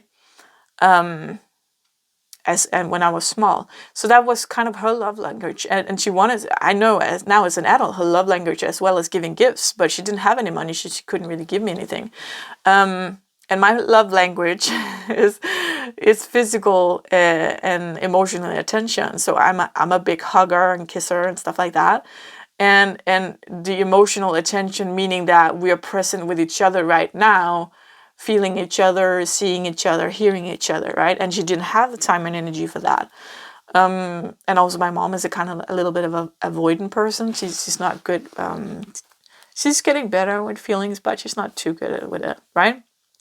And I'm a really total feels person, right? I love being so submerged in the world. So yeah, what was the point? Oh yeah, different love languages. Let's say that again. There might be different love languages. So it's maybe you grew up in a totally perfect family, but because you had a different love language than your parents, you didn't feel the love, because that's so important. That the way I feel love is physical and emotional attention, right? And if I'm not getting that, then I'm not feeling the love, even though the other person loves me.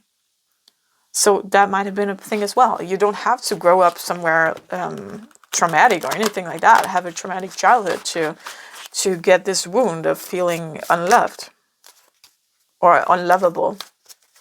Let's see what else we got here. I haven't done a video for ages, so I'm sorry I'm kind of messing up the words here. And English isn't my first language, and I haven't spoken English in ages either. Seven of Pentacles. I'm hearing it's about time. It's about time you look at this. Okay, wow, okay, interesting. So I just want to say sorry. Like, if you're really deep into self-development, you're just, I would hate to hear that sentence. Oh, it's about time you look at this. I've been looking at this from every angle possible. I already know this, right? So I'm sorry if that's the case. Something you need to look at. Something. Just a second here. I love this deck. It's beautiful. These come out at winter, right? No, wait. Summer. No. Okay, so this is the one with the red berries. I thought this was the, what do you call that? I don't know the English words for that winter flower, but I don't think it's that. I think this is the red berries, and when the red berries are done in spring, in summertime, we get these white little bellflower thing. Yeah, because we got the wheat as well that summer. Reaping. Something's ready to be reaped. There's a contract here. It's funny because I kind of got this feeling like the first pile was where you get stuck walking around in circles. So if the first pile was attractive, if you were drawn to the first pile, maybe go watch that afterwards. Something is unbalanced. Yeah, so definitely the unbalanced if this is the woman in your life you are experiencing, right? But also just with you're giving too much of yourself, they're saying. And that makes sense as well with if it's you who has this manipulative feminine energy, as I was saying, we give to get in return, right? But what I'm seeing here is the scales isn't like totally off. It's kind of like the last coin needs to be picked up and put on the scale so it's equal, so this can burn, is what I'm hearing. So you're having a soul contract here about lessons. So if you've been working on this a lot, yeah, this is the last coin of this problem. So there's something, is this the last piece of the puzzle that you just need? So you can pick up this coin and put it on the scale, and you can reap what you sow. This is so interesting.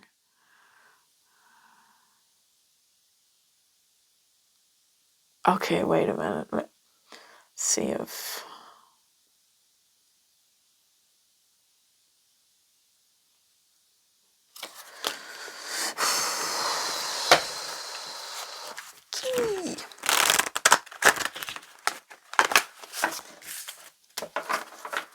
What? Oh my God, you guys. That's 7 of Pentacles and 7 of Pentacles.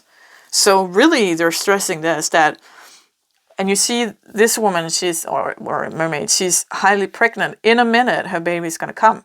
So I really love that, because they're saying like, this is really literally the last piece in the puzzle. It's you're almost there. It's kind of like you can barely see it, right? You can it's like it's on the tip of your tongue, but it's needing that last part. Oh, 2 of Cups, High Priestess. And I am wondering here, because this is exactly where I'm standing right now in my life. Like I know my patterns, and I know the people I'm matching up with, friends and romantic and everything like that. And I know my love pattern and stuff like that, right? And I feel like I just need the last piece of the puzzle. So this pile is kind of for me as well. So I'm hoping that I can get through to this message, because if this is my shadow as well, it might be hard for me to see, right? And I know I kind of like, all those love readings that would totally say that, oh my God, and Prince Charming, and you're just going to put the last coin on the scale, and then you're going to meet the perfect person, and it's going to be like, oh my God, this higher energy, so spiritual. Yeah, but this is a self-development channel, so I'm not going to say that. But this is, okay, that's great. It is a higher energy, that spiritual energy that a High Priestess comes with, right? And this is the feminine and masculine energy within ourselves. And I really love this deck, because we have here the water representing emotion and the feminine energy, and the air representing thoughts and the masculine energy. And it's equal, right? It's equal. So it's not a little bit of water and a lot of air, or the other way around. It's equal. This is kind of annoying me, because I feel like when you get this realization with this coin you can put on the scale, and you're birthing this new part of yourself, right? That's when it's all going to come together. It's all going to like fall into place. But what is the realization? Like, come on. Wow. This is actually why I haven't done a reading for a long time, because I've been in process for, I don't know, 3 or 4 months, maybe more. And I don't want to really do readings when I'm in a process, in the self-development process, because I don't have much to give up, because I just want to focus on me. But what is the breakthrough? What do we need to know?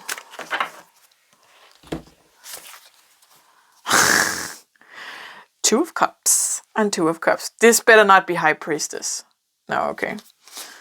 7 of Cups. But these were actually upside down. Do we need it upside down? No, this is... Okay, we need it upright. Fair.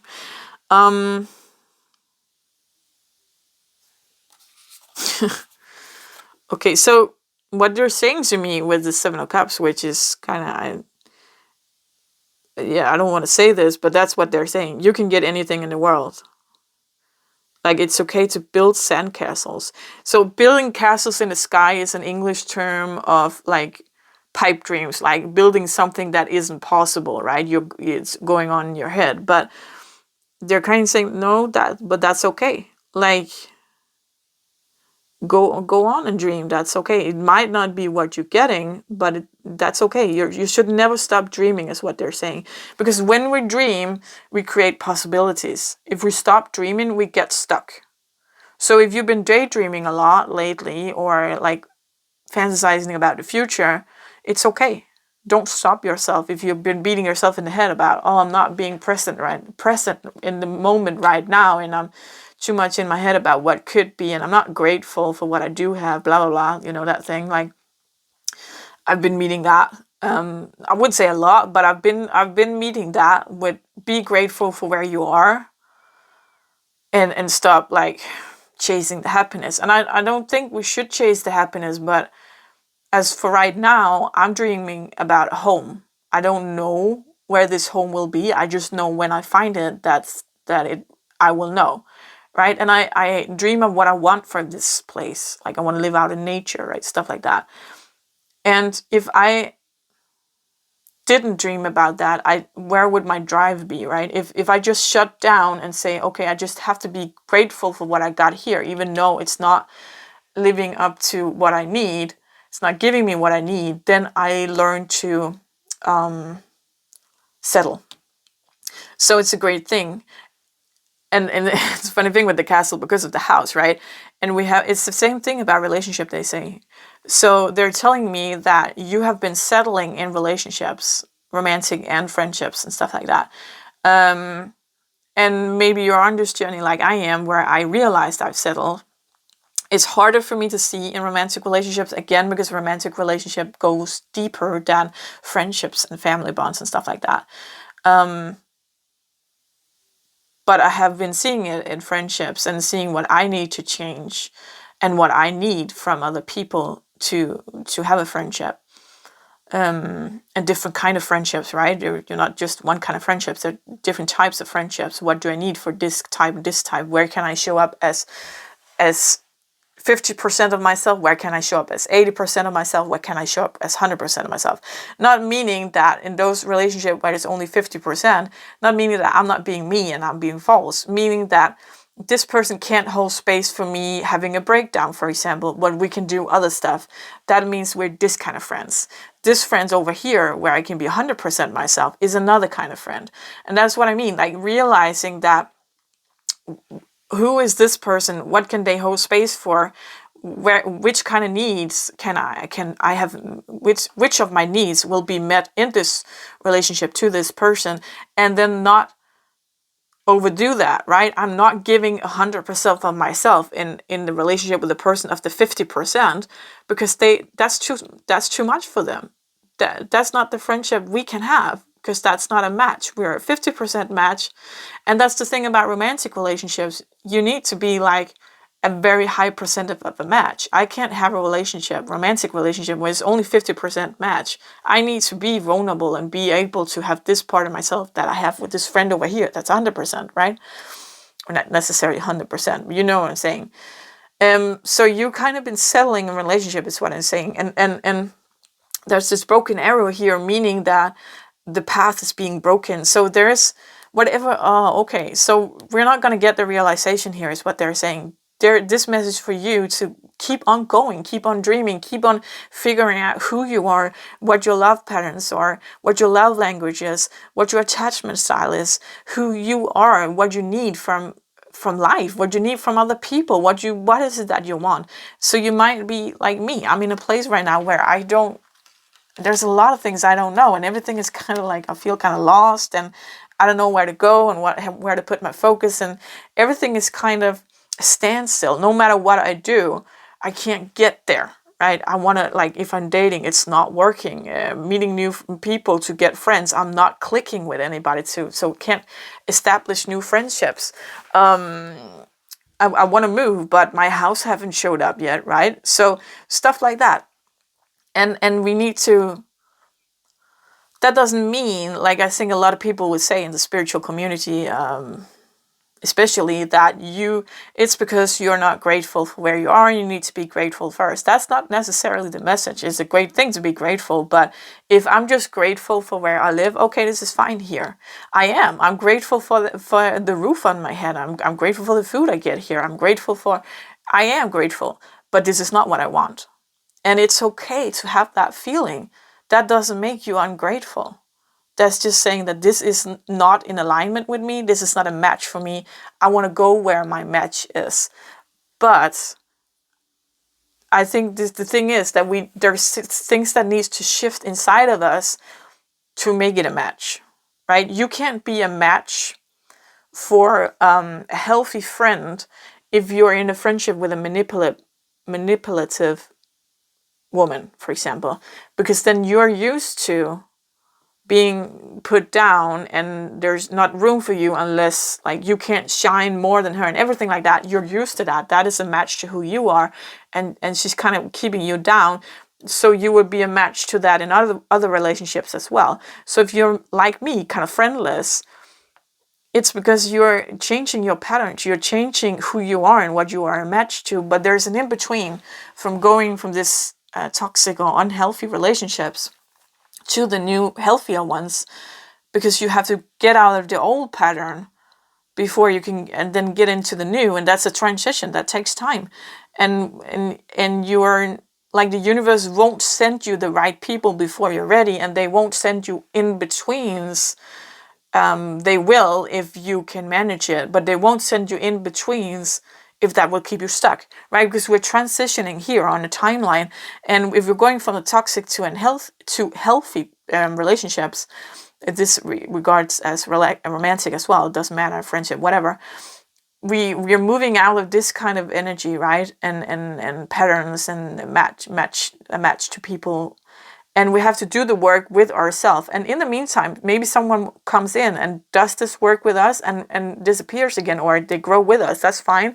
But there can be a long time when we are just alone. We have to do this on our own. I know that I don't have any close relationship now, and I haven't had it for a long time, because what I do is I model.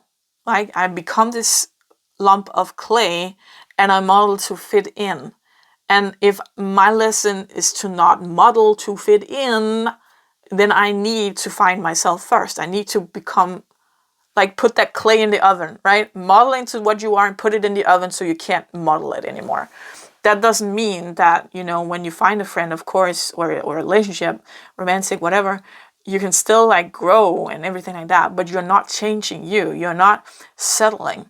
So until you learn that lesson of stop settling, there won't be a match for you. You have to find this in yourself. And for me, I learned that I seek a lot of advice from outside of myself. Why isn't this working? Where I'm supposed to go? Why is this person like ghosting me? Whatever, watching watching tarot videos, or going to clairvoyance, or talking with friends about it. I do have friends. It's not close relations. But and I think it's good to talk about things. That's not what I'm saying. I think that's good because you see other perspectives, and usually I have PTSD and a lot of trauma, so sometimes I can't see if it's me that's wrong. Like, if a person is like, a guy ghosted me and then he told me that, yeah, you need to relax, because he ghosted me, and I was like, and he lives in the same building as me, you guys. So 4 days later, I met him in the garden, and he was like, and I was like, yeah, so maybe if you wouldn't ghost me, that would be great. And he was like, I can't be ghosting you when we live in the same building. You need to relax. And I was like, you haven't answered me for 4 days, and this wasn't the first time, right? Because I don't know, whatever. He's how do you say that in English? He's not good with conflict, and he's just like, it's just easier to pretend nothing happened, whatever. It's not that we had a conflict, but I think that he thought it could be. I don't know. Anyhow, and I needed to, because he said, and you need to relax, right? And that just hit me, and I thought about it for days, and I had to talk to friends about it. Like, no, you don't need to relax. Of course, if someone is ghosting you, it's okay to say, dude, could you please not ghost me? But I think it hit me because there are some parts of me that does need to relax, the traumatized part, right? And that needs to calm down in some way. So he wasn't right. He was just saying, I need to relax to push off, because he didn't want to take the consequence of his actions, right? Anyhow, so I'm what I'm saying is that it's not that it's a bad thing to talk with other people, but that thing, realizing when are you stretching to get something, when are you looking for others to tell you or to validate, or Like that's what I'm working on a lot, right? I need to be me. I need to, what is true, my emotions is true to me, regardless of anyone else thinks they are valid or not. Then if I get sad about you ghosting me, 10 people can tell me that you shouldn't be sad about that. I'm sad about it. So stop telling me not to be. This is my emotion, right? So that's what I'm kind of, because I'm so used to being as a child growing up that I had to, oh, is there room for me? There's not room for me having any kind of emotion, really. Well, so I have to learn this as an adult, and then I kind of sometimes go into the other lane. Do you know that feeling, like getting kind of explosive? Not necessarily. I did that. When I was younger, I was pretty toxic. In my late teens, I was really toxic. And so when I started in therapy, that was the way for me, more than 10 years ago. I think it's 13 years ago today. 14, yeah. Anyhow, getting to know yourself and getting to know your patterns and kind of find that golden middle way, right? Yeah. So kind of like the last thing for you as well as for me is to realize you're not asking too much. It's just other people aren't a match for you. So you need to be real about what your needs are in relationship, friendships, or romantic, or whatever, and ask for it.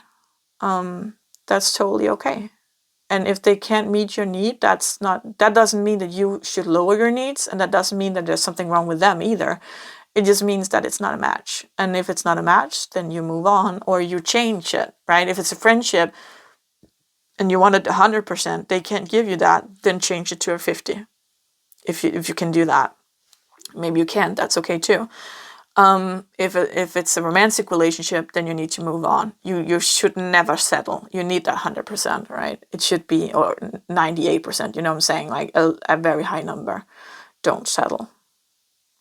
And don't be scared. I'm hearing like, if like I just turned 34 and I don't have children and I want children, and I'm like, okay, the clock is ticking, but maybe you're in the same situation, and they're saying like, you don't think about it, don't worry about it, is what I'm saying. They got it planned out. There's a plan. There's a plan, and you don't need to know it. You just need to know where you are right now, and need to know that you are doing the right work, and it's going great. And you got a lot of support for this. But maybe if you're a spiritual person, maybe you haven't been feeling your angel and guides for a long time. I know I haven't, and it's because they're backing off.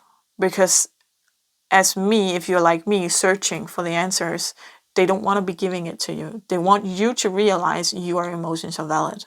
Your thoughts are valid. This is you. This is who you are. And you don't have to shape yourself into being something in someone else's life. Okay? Great, you guys. So if this resonated, please give the video a thumbs up so we get out to more people who needs to hear this. And until next time, take care. Bye.